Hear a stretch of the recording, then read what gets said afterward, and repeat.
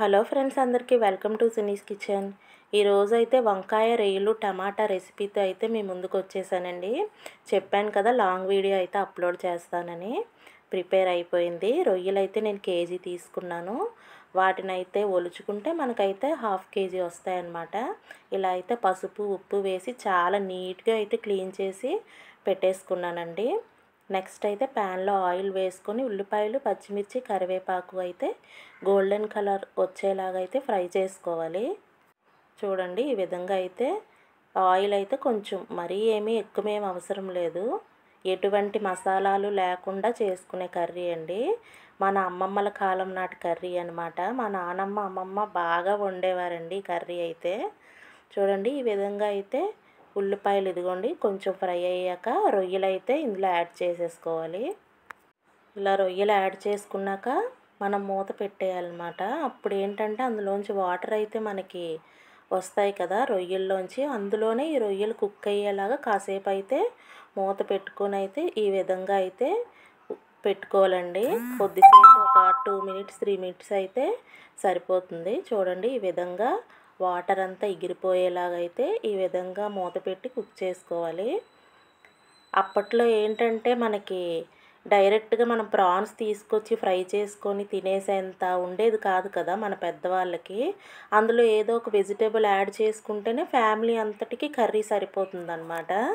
ఇప్పుడు ఏంటంటే చిన్న చిన్న ఫ్యామిలీస్ కాబట్టి మనం చికెన్ ఫ్రై ప్రాన్స్ ఫ్రై అవి చేసుకొని డైరెక్ట్గా తినేస్తున్నాం. అప్పుడు ఏంటంటే ఇందులో వెజిటేబుల్స్ యాడ్ చేసుకొని ఇల్లందరికీ కూర సర్దేవారనమాట. అందుకు మాకు కూడా మా నాన్నమ్మ అలాగే పెట్టేదండి. చూడండి, ఇలా అయితే వాటర్లో అయితే ప్రాన్స్ కుక్ అయ్యాక ఉప్పు కారం యాడ్ చేసుకొని మళ్ళీ అయితే మూత పెట్టుకొని ఇలా ఆయిల్ వచ్చేలా అయితే ప్రాన్స్ ఫ్రై చేసుకోవాలండి. ఎందుకంటే పచ్చితనం అయితే పోతుంది. ఇప్పుడైతే మనం వంకాయ ముక్కలు యాడ్ చేసుకొని మళ్ళీ అయితే కాసేపు మూత పెట్టుకోవాలి. ఇలా మూత పెట్టుకొని కాసేపు అయితే ఉంచితే కొంచెం వంకాయ మెత్తపడుతుందన్నమాట. అప్పుడు మనం వాటర్ యాడ్ చేసుకొని అప్పుడు లో ఫ్లేమ్లో పెట్టుకొని అయితే కుక్ చేసుకోవాలి. టమాటా ముక్కలకు బదులుగా అయితే నేను ప్యూరీ యాడ్ చేశానండి. ఎలా అయినా పర్వాలేదు, ముక్కలైనా యాడ్ చేసుకోవచ్చు, ఇలా అయినా చేసుకోవచ్చు. చూడండి, ఈ వంకాయ ముక్క కొంచెం మెత్తబడింది కదా, ఇప్పుడు కొంచెం వాటర్ వేస్తే సరిపోతుంది. మనకి ఏంటంటే ఆల్రెడీ ప్రాన్స్ కొంచెం కుక్ అయ్యాయి. ఇప్పుడు వంకాయతో పాటు ప్రాన్స్ కూడా ఈవెన్గా కుక్ అయిపోతాయి. ఈ వాటర్ అయితే మనకు సరిపోతుంది అనమాట. ఎటువంటి మసాలాలు అయితే వాడక్కర్లేదండి. మంచి కమ్మనైన రెసిపీస్ అండి ఇవన్నీ మన పెద్దవాళ్ళవి.